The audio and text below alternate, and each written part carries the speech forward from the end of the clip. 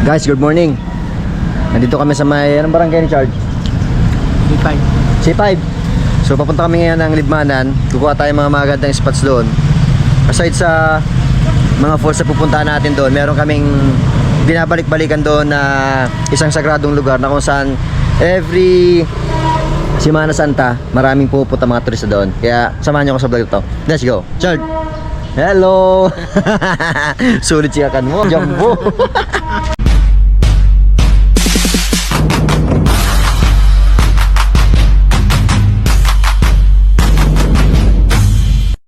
Alright guys, so kakarating lang namin dito sa Libmanan Camarines Sur. Kung makikita nyo, ito yung arko nila. Ayan o.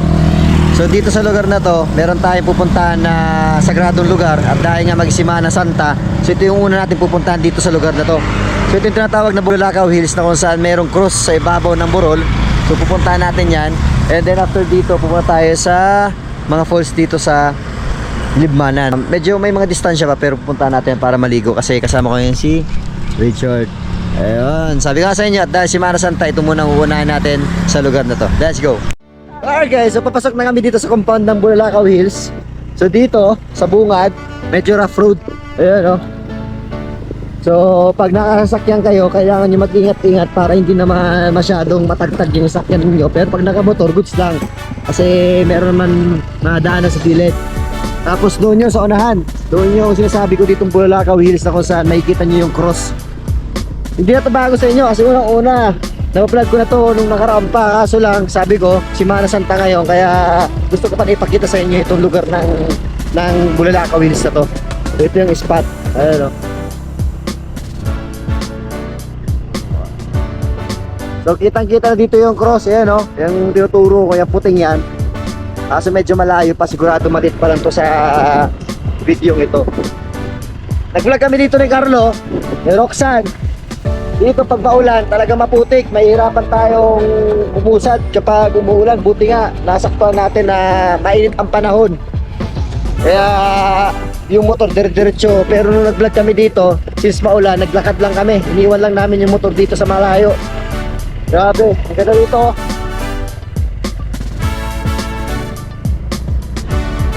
Start! Okay!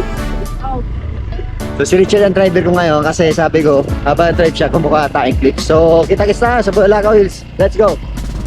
Alright guys, so medyo malapit na kami, sinasabi namin Bulalakaw Hills. Ayan o. Ayan. So yun pa rin, ang daan. Medyo rough road, pero pag nakita nyo yung spot na to, grabe, ang ganda. Ayan o. Isang malawak na lupa na talaga napaka-refreshing ang hangin. Tapos isang sagradong lugar pa na talagang pag napunta kayo dito, kumbaga para nasa paraiso yung vibes nyo. Ayan o. Yan tatawag ditong Bulalakaw Hills. Grabe, ang ganda. So sakto Semana Santa, kaya yung mga naghahanap ng spot dito sa Libmanan, pwede kayong pumunta dito. Alright, so kita-kits tayo doon sa tuktok ng Bulalakaw Hills. Let's go!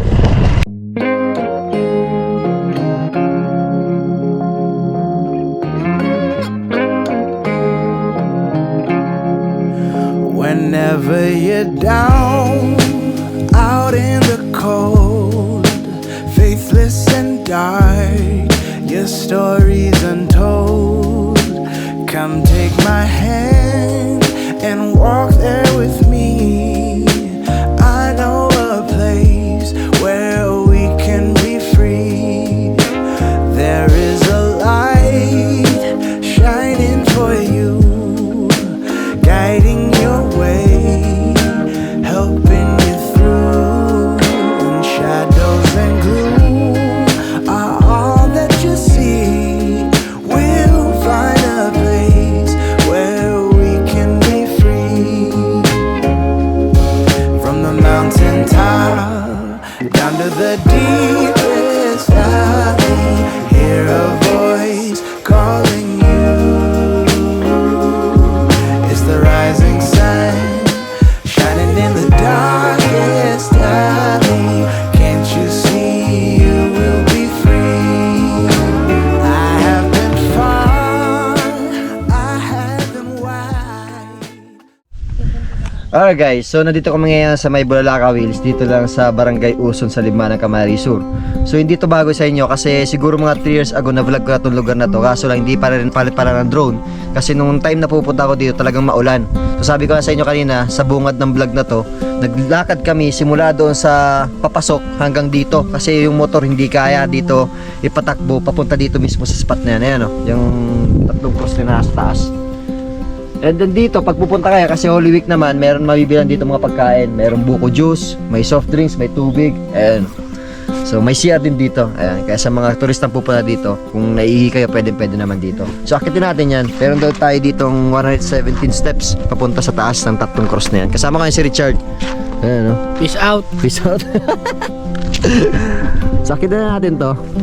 So makikita yung paligid namin dito. Grabe ang ganda.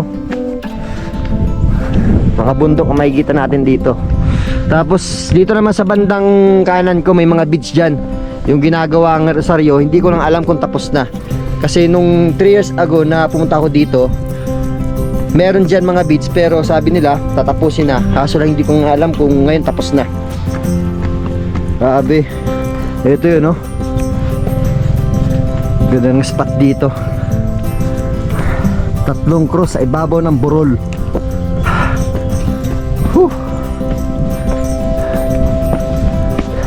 Chard, okay ka na, Chard? Sakto, napakaganda na panahon. Hindi gaya ng isang araw sobrang ulan, kaya iniisip kong sa araw tumulan baka hindi ako makapag-vlog. So pagising ko, positibo naman ang araw, lumabas naman yung init. Kaya sabi ko tuloy-tuloy tayo pupunta dito sa lugar na to. Nakakapagod lang. Kaya paalala sa mga kababayan natin na merong iniinda sa puso, high blood, sa katawan, masakit ang tuhod. So pag-isipan nyo muna kung aakit kayo dito kasi hihingaling kayo. Lalo sa mga matatanda na medyo may karamdaman na, pwede naman kayo pumunta dito kasi kitang-kita naman tatlong cross sa baba. Pero kung may mga karamdaman na kayo, kahit wag nyo na akyatin. Ito yung tatlong cross na yun. Hiningal ako. Tapos yung mga sinasabi ko sa yung mga beads. Ayan, o. Ano, ayos lang. So meron ditong una-unahan pa. Ayan, o. Grabe, no? Napakaganda ng lugar na to.